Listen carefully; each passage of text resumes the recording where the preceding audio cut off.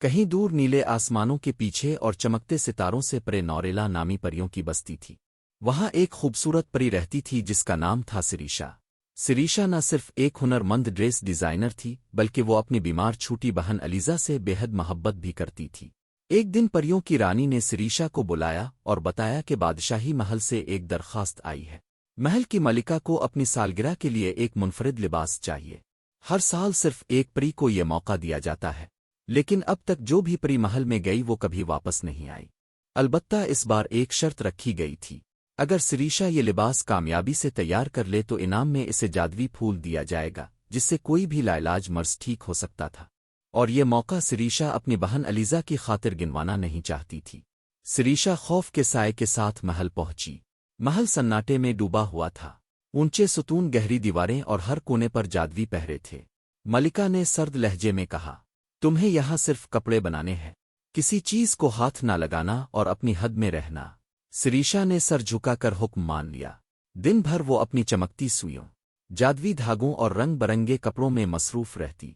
लेकिन एक रात जब चांदनी पूरे शबाब पर थी, सिरीशा महल के अकबी हिस्से से निकल गई और किले की दीवारों के इस पार जा पहुंची जहां सन्नाटा था। लेकिन अचानक इसने कुछ सरगोशियां सुने। इसने ऊपर देखा तो चंद नौजवान लड़कियां किले में कैद थीं। उनके चेहरे खौफजदा थे। सिरीशा की आंखें नम हो गईं। वो तेजी से वापस महल आ गई और सारी रात सो ना सकी। अगले दिन वो फिर गई। इस बार किले की बुलंद दीवार तक पहुंच गई।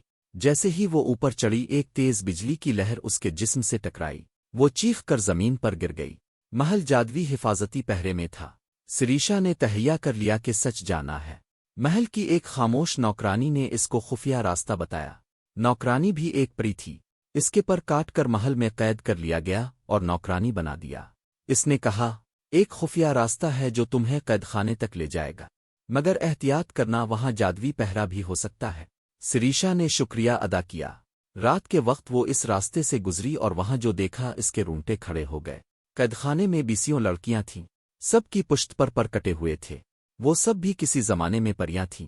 एक लड़की ने आहिस्ता से कहा, जब हमने मलिका का लिबास तैयार किया तो वो कहती है कि ये दुनिया का बेहतरीन लिबास है और ऐसा दोबारा कोई ना बनाए, इसलिए वो हमारे पर काट देती है और हमें कैद कर लेती है। सिरीशा ने वदा किया, मैं तुम्हें यहां से निकालूंगी, मैं वदा करती हूं। वापस आकर सिरीशा ने खास जादुई धागा तैयार किया। वो इसे चांद की रोशनी में बांधती रही। इस धागे से इसने निहायत खूबसूरत लिबास तैयार किया जो बज़ाहिर आम लगता था, मगर इसमें ऐसा जादू था जो सिर्फ सच्चाई को बेनकाब करता था।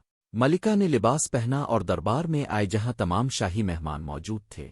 जैसे ही रोशनी इसके लिबास पर पड़ी, लिबास चमकने लगा और अचानक मलिका की आंखों से दर्द भरी चीख निकली। इसके कंधों से काला धुआं निकलने लगा और चंद लम्हों में वो चुड़ैल में बदल गई। इसी लम्हे महल की फिजा में रोशनी फैल गई। कैदखाने की तमाम परियों के पर वापस आ गए। वो अल्फा कर महल पहुंची और सिरीशा को गिले लगा लिया। सब ने मिलकर जादू किया और चुड़ैल मलिका को इसी महल में कैद कर दिया जिसमें इसने दूसरों को कैद किया था। सिरीशा और परियां महल से निकले। जाने से पहले सिरीशा ने महल के बाग से जादुई फूल लिया और सब परियां मिलकर अपने घर आ गईं। वो तेजी से वापस अपनी बहन अलीजा के पास पहुंची।